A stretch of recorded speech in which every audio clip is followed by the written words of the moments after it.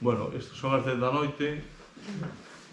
Abrimos un coloquio a efectos de que podades participar, formulando as preguntas, facendo algún tipo de reflexión e, de alguma maneira, e solicitando xa as palabras correspondentes despois das intervencións que eu entendo foron bastante ilustrativas e clarificadoras ao respecto do funcionamento dos servicios sociais.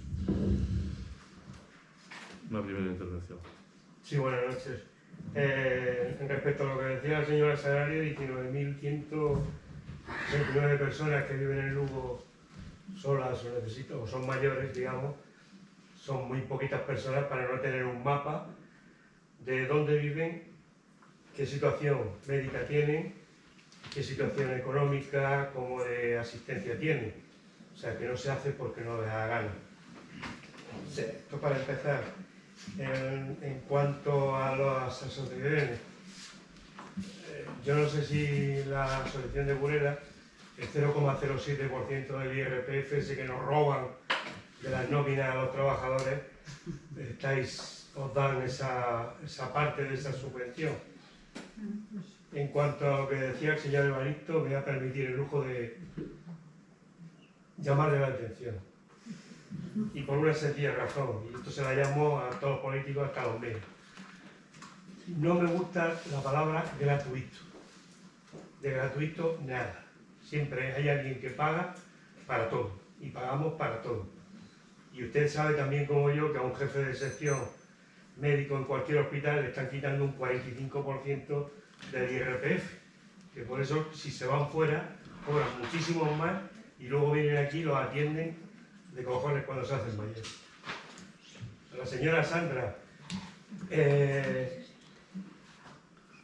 con todo el respeto del mundo, hay profesiones que requieren vocación y profesionalidad, estas son una de ellas, pero ¿dónde están los sindicatos cuando se dice de que hay muy poco personal para atender y según la ley de prevención de riesgo no se cumple?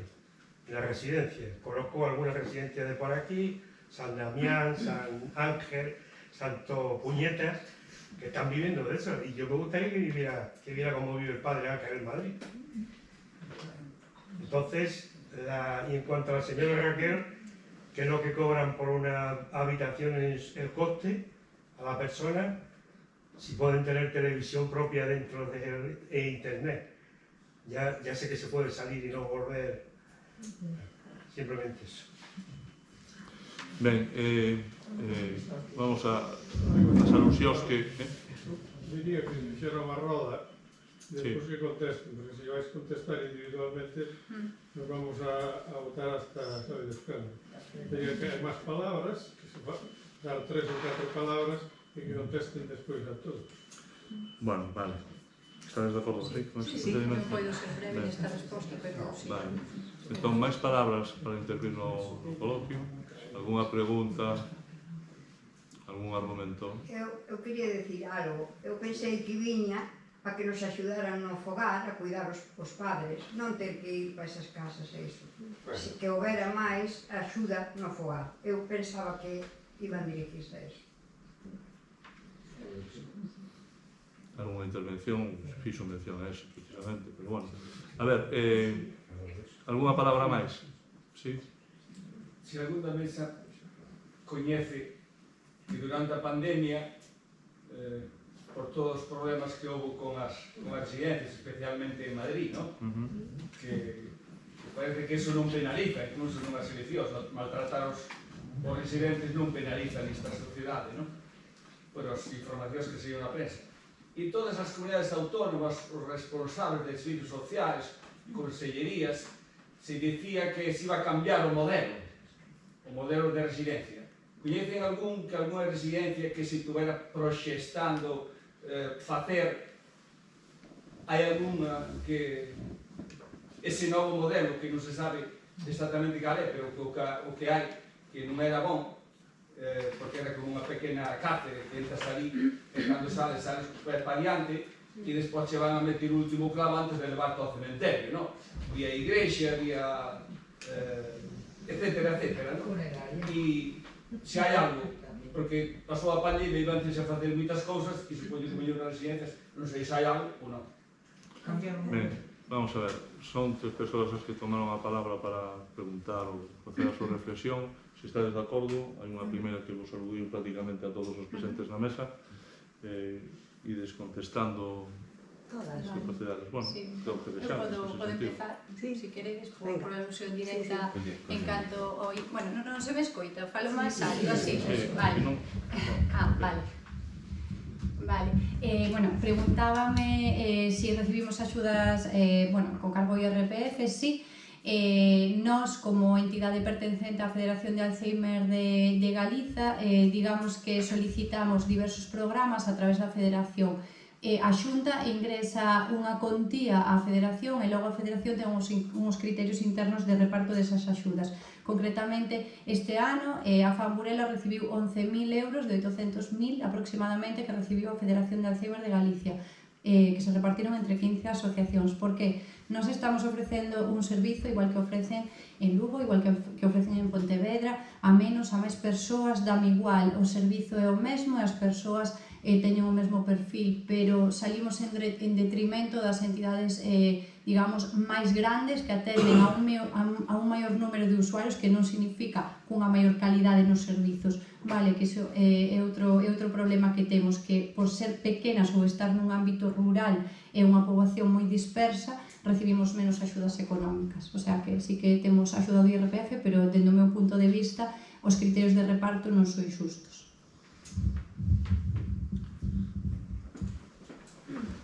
Eu quería comentar a pregunta que fixo esta señora respecto da asistencia domiciliaria, non? Cando falamos de un programa de servicios sociais, claro, o primeiro, o que pasa que, claro, sempre nos levan, por alguna circunstancia, vamos a falar sempre pensando na institucionalización, pero realmente a base dos servicios sociais tiña que centrarse na atención ao individuo para que se manteña nas mellores condicións na súa casa o maior cantidad de tempo posible. E a institucionalización seña solamente un recurso, bueno, suplementario, necesario, finalizador da vida, ou como se lle queira chamar, non? Pero en todo caso, o centro da atención principal, ou polo menos que non debe xugar un papel de segundo plano, ni moitísimo menos é a atención domiciliaria, non? Non me vou estender, simplemente subliñar que cando falamos dun programa de servicios sociais falamos de cubrir todo o espectro de demandas, non? A ver, con respecto á primeira pregunta, dicir, sí, 19.000 personas, pois non son moitas, efectivamente. Podíanse estar implantando moitos programas, é dicir, non costa tanto saber que persoas están vivindo ou poden estar en risco de vivir soidade. Simplemente sería plantear un programa, un traballo, 3 preguntas, unhas chamadas telefónicas. Non costaría, é dicir, cos avances que temos hoy, non de tecnoloxía, que senón que eu pregunten á Asociación de Caza, por exemplo, que teñen uns buscas que mete medo, pois si eses mesmos recursos os destináramos ás persoas maiores, pois sería fenomenal, non? Porque a cantidade, vexo cada vez máis persoas maiores que están solas, máis de 80 anos, e non teñen un servicio de teleasistencia. Tamén é verdad que cando estaba no hospital traballando, cada vez era máis frecuente que atendéramos a persoas que caían solas, que estaban, como mellor, ingresaron porque estaban toda a noite tirados no chan, sin que naide se dera conta. Ou tamén é verdad que cada vez aparecen máis persoas mortas na súa casa sin que naide se dé conta. Entonces, si é certo que é cuestión de vontade. É cuestión de vontade, e moita xente a veces pregunta, pero como non hai isto? Eu digo, bueno, pois isto había, pero suprimiu o goberno de Rajoy. É así. Entonces, é cuestión de explicar as cousas, é dicir, todos son decisións políticas, absolutamente todo. Con respecto a residencias que comentabas, é dicir, hai que situar a historia. Quen ten a competencia no tema das residencias é a Xunta, non son nin os concellos nin as diputacións, é a Xunta de Galicia, son os que teñen a competencia. Que pasa? Que, por exemplo, na provincia de Lugo, a Diputación pois fixo unhas residencias que son moi parecidas, eu creo que un pouco na estrutura, non sei. Bueno, hai que dicir que tamén as vivendas comunitarias de Ribadeo e da Pontenova e de Río Torto pertenecen, foron creadas cando o goberno bipartito. Despois daquela non se volveron a crear máis vivendas dese tamaño, non?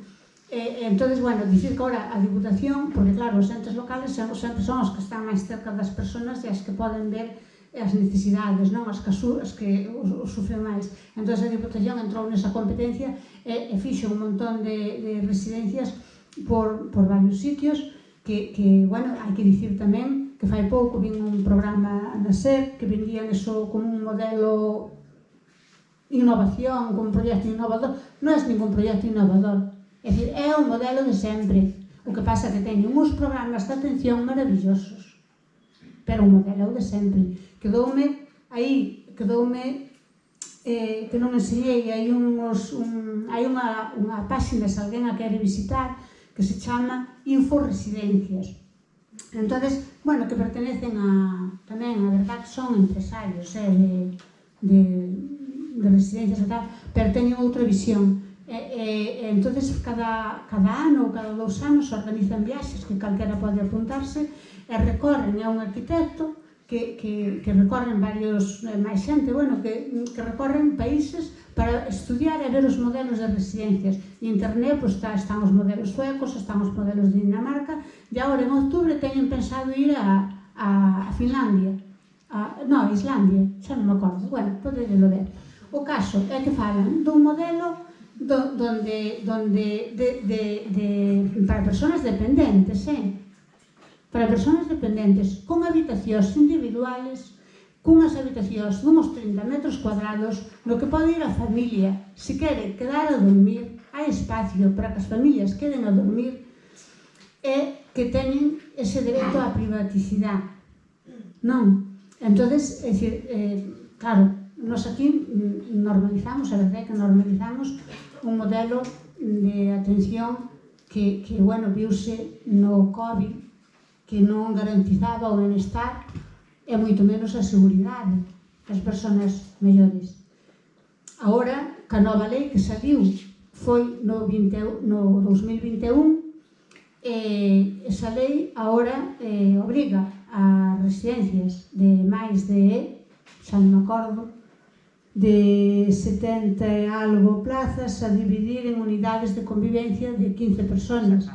E as residencias teñen a obrigación as grandes residencias teñen a obrigación de ir acoplándose a esa nova normativa hasta o ano 2026.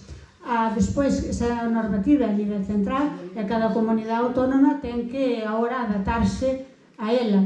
Galicia de momento non... No, la verdad.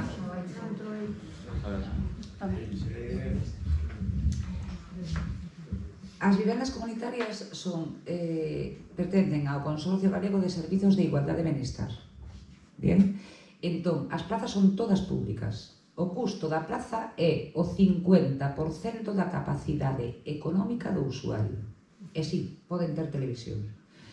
É dicir, que se unha persoa cobra 600 euros, por 14 meses e entre 12 pagas, salen unos 712, me parece. O 50% sería o custe da plaza.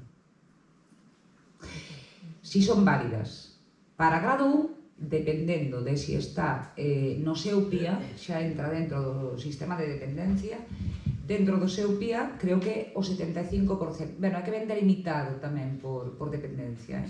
Ese custe vende limitado.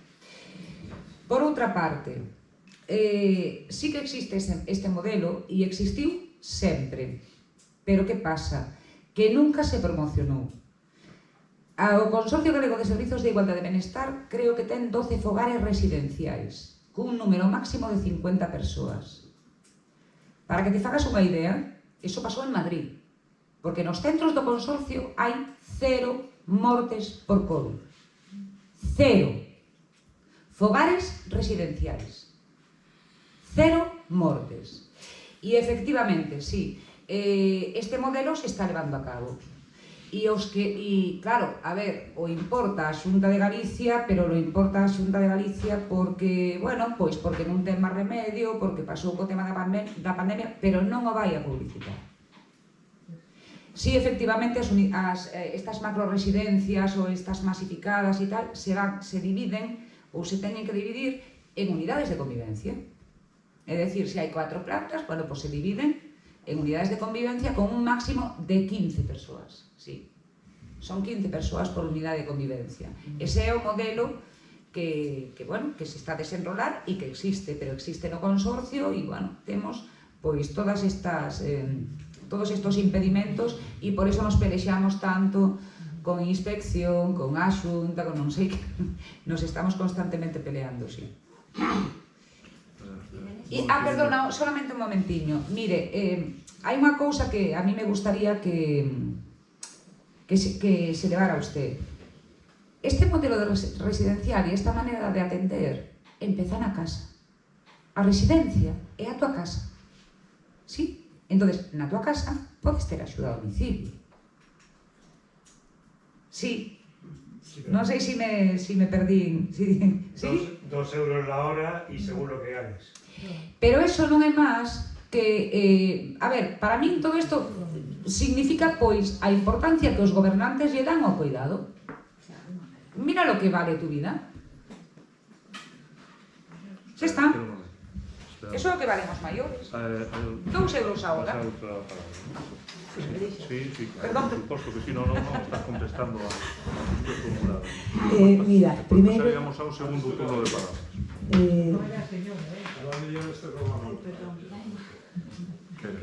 Nada, no importa. Pregunta. No, solo una pregunta. No sé cómo te digo. En esas viviendas hay lista de espera. ¿Tenéis lista de espera? Sí. Hay lista de espera. Pero tamén hai vacantes. Hay vacantes, bueno, como por el sistema de Claro, volvemos ao mesmo, o sistema, bueno, o Sagrario tamén ten...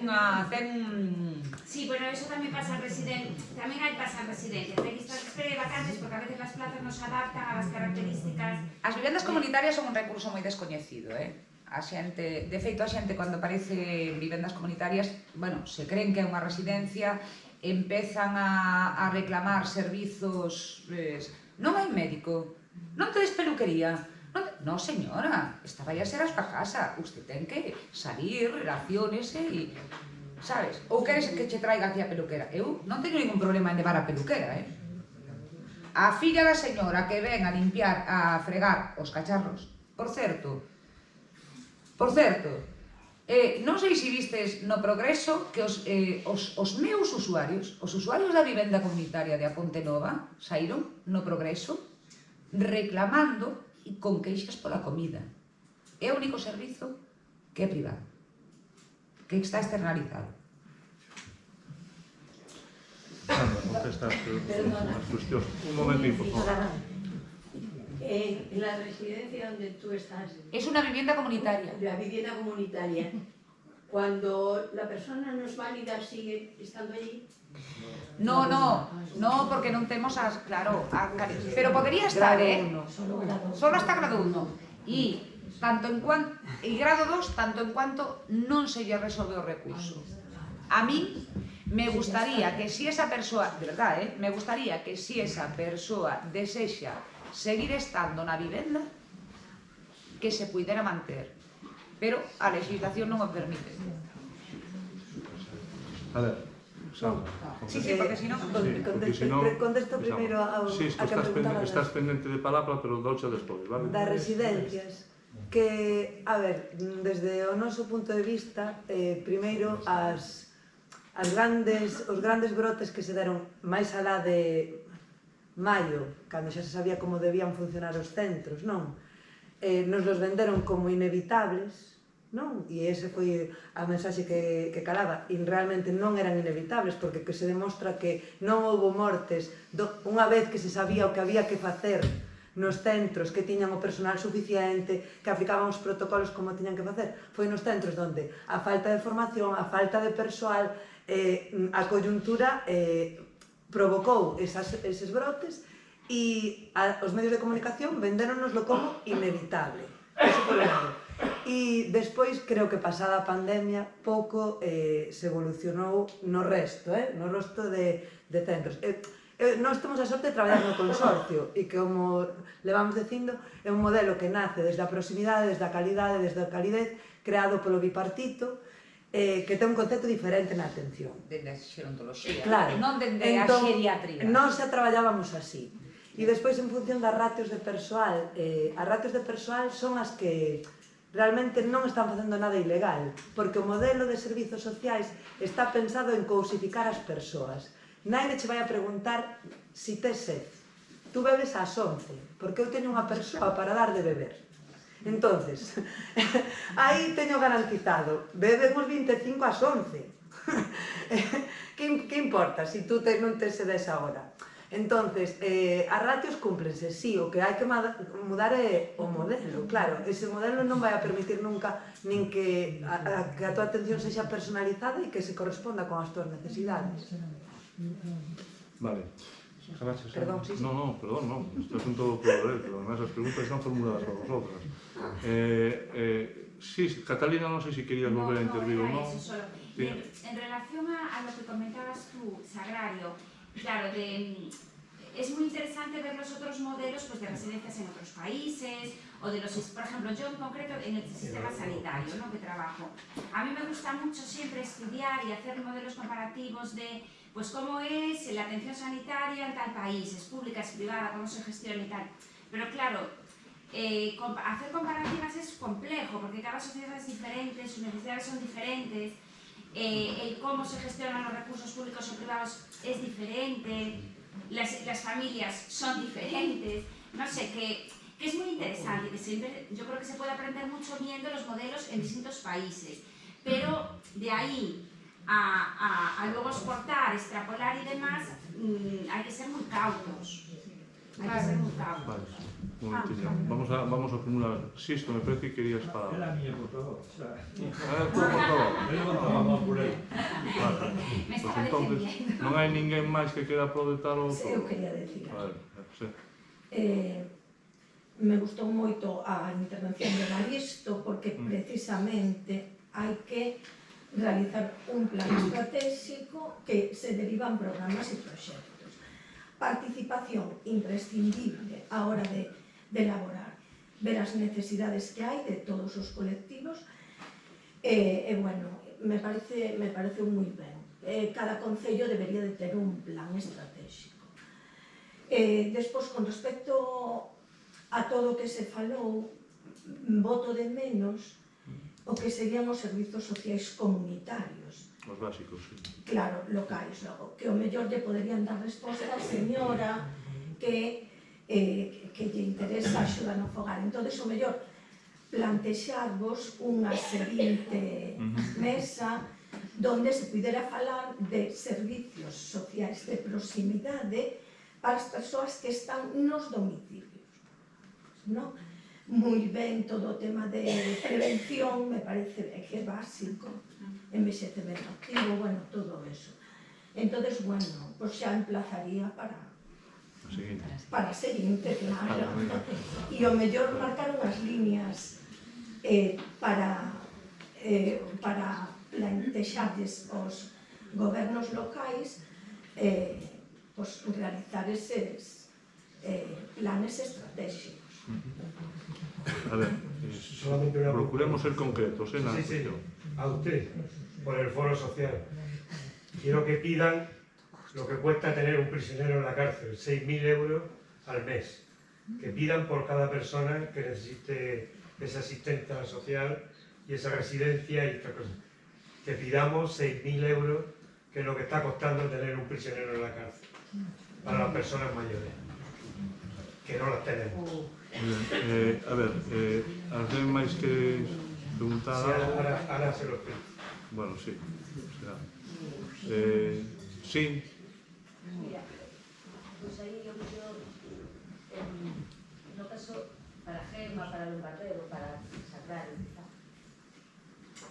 Respecto, por exemplo, a asociación AFAM, que me consta que funciona en Xenia, que estaba en Me parece que os servicios comunitarios está ben o seu funcionamento, que a veces flúa, pero teño así como grandes dúbidas respecto a isto.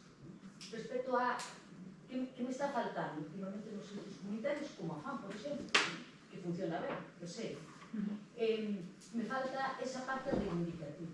Esa parte, cada vez máis, me dá a impresión de que esos servicios, eu diría mal chamados comunitarios, acaban cubrindo os ocos das organizacións, os ocos públicos, os ocos que deberían cumplir os servicios públicos, acaban cumplindo muitísimo máis perfectos, a moito menor costo, con unhas contratacións, bueno, máis ou menos discrecionales ou dunha dirección da e que funcionan ao final con dinheiro público.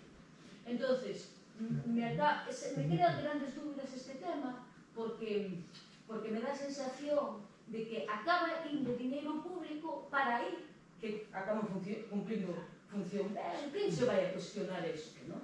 A un coste fabuloso e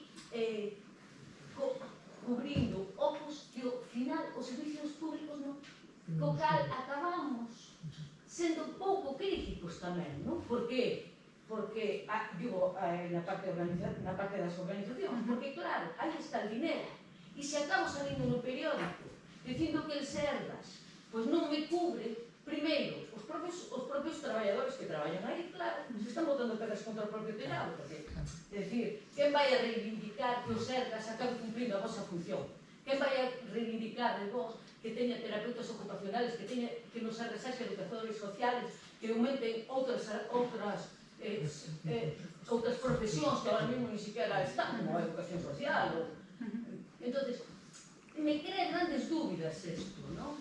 Como o diñeiro acaba aí, que ninguén acaba cuestionándose nada, e como finalmente os Sergas, ou os Sergas de servicios comunitarios, de servicios públicos, pois quedase sin función e a administración contenta, porque acaba pagando esos 11.000 euros que tal, e mira tantas cousas facer, non?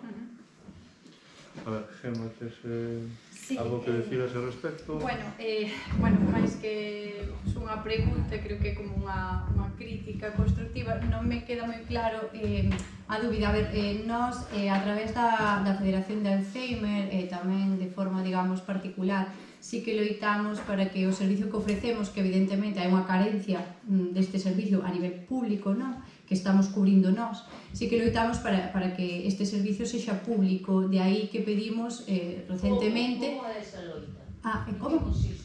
Pois mira, recentemente reunímonos coa Conselleira de Política Social para pedirlle unha unidade terapéutica pública na Mariña, que non existen, só hai 8 en toda Galicia, entón que podamos ter unha unidade terapéutica pública na que todas as persoas, indiferentemente da súa patoloxía, dos seus recursos económicos, poidan acceder a unha plaza, porque nós, como entidade, tamén nos encontramos a veces con persoas que necesitan o noso servicio e que non poden custealo. Vale, entón sí que loitamos para que estes servicios sexan públicos, pero claro, é difícil porque non hai apoio por parte da administración. Para nós é fundamental que os concellos invirtan en programas de prevención, e sería público, pero non nos apoian. Implantámoslo este ano no Concello de Burela, un programa de prevención e detección precoz impartido por profesionais que traballamos con persoas con Alzheimer, onde facemos unha valoración inicial, unha intermedia, unha final, e xa detectamos 2 casos sospeitosos de Alzheimer que derivamos, vale? E implantámoslo gracias ás axudas do IRPF, cubríndonos solo 2 horas do salario do persoal, estamos asumindo nós o resto de gastos.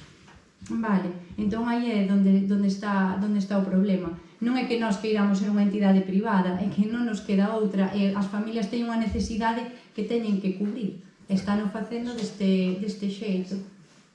Eso non significa que non reivindiquemos a través da Federación de Alzheimer, somos 15 asociacións, evidentemente unha soa pois non fai a mesma forza que 15. Agora mesmo estáse traballando nun plan estratégico tamén a nivel nacional sobre o Alzheimer. Houve un de 2019 a 2023 que, bueno, quedaronse moitas das propostas no tinteiro, non? O que decía Evaristo dos Consellos, pois o mesmo pasa co Plan Nacional de Alzheimer. Temos que remar todos nunha mesma dirección, pero teñen que axudarnos dende a administración pública e non o fan, e mentras tanto que non podemos facer é, digamos, deixar de cubrir unha necesidade emerxente e deixar de tratar as familias e os seus familiares enfermos. Non sei se che puiden aclarar algo. E as axudas que percibimos pois son da administración pública e son fondos que están destinados a entidades sociais sin ánimo de lucro. Son as axudas ás que nos podemos optar. Vale, non hai partidas específicas para unha Coca-Cola para pasar hasta as 12 da noite. A ver, había unha palabra pedida no público, Isabel, parece que era. Dúas cuestións así moi breves. Unha respecto á participación. A administración galega ten ás veces órganos de participación que non son para nada reais. Un deles é o Consello Galego de Benestar. E digo porque, bueno, eu formo parte do sindicato labrego e temos un vocal no Consello Galego do Benestar. Esa vocal que ten eleva cada vez que vai numerosas denuncias de faltas, ratios que non se cumplen, unha cantidad importante de denuncias de temas destes, pediu que o que estaba pasando co tema da pandemia nas residencias, os datos, e a día de hoxe, con todo o tempo que pasou, non foi capaz que lle facilitaran os datos, non a ela, a todos os membros de mortes, de en que tipo de instalacións, en que condicións, non houve maneira de que pasaran os datos. A administración galega fixo público varias veces que iba a apostar e traballar nun novo modelo de residencias, pediuse cales iban a ser as claves, os procedementos e por aí, e no Consello Galego de Benestar en ningún momento se informou tampouco de ese suposto modelo novo e que bases iba a ter, o sea, que hai foros de participación que non son para nada reais, que son justificacións diante da cidadanía de que hai esa participación e non é para nada real, non? E eu un pouco a reflexión tamén que fai con respecto a esta necesidade de reivindicar é que eu creo que nos interpela non as poucas familias que se puderon organizar para buscar unha solución que a administración pública non estaba dando, eu creo que nos interpela a todas e a todos, porque antes, Gemma dixo, había un estudio nada exhaustivo de que podía haber 800 persoas na Mariña Central e dixo, con estes medios tan precarios nos damos atendido a 20. É dicir, creo que dixeche ese dato, 780 ni siquiera están tendo ninguna opción e interpélanos a todas e a todos. E eu supoño que ese modelo de traballo que ten Gemma vamos aventurar, non? Donde tan cada ano vendo a ver que programa sale, se lles dan X axuda, de que se consiguen pagar os salarios, ata donde, todo eso, pois eu supoño que deberían estar un marco de traballo estable, moito menos precario, e con moita máis seguridade para ofrecer tamén de maneira máis adecuada estes servicios. Entón, eu creo que, é verdade, hai unha falta de reivindicación, unha falta de conciencia, pero creo que nos interpela a todas e a todos, e non a afán e as poucas familias que están intentando buscar unha vía con moitas dificultades. É unha reflexión. Algún comentario? Alguna palabra? Bueno, pues daríamos casi por finalizado este ano. Agradecendo dende o foro, pues, evidentemente, a todas as ponentes as súas intervencións e a súa disposición e disponibilidade.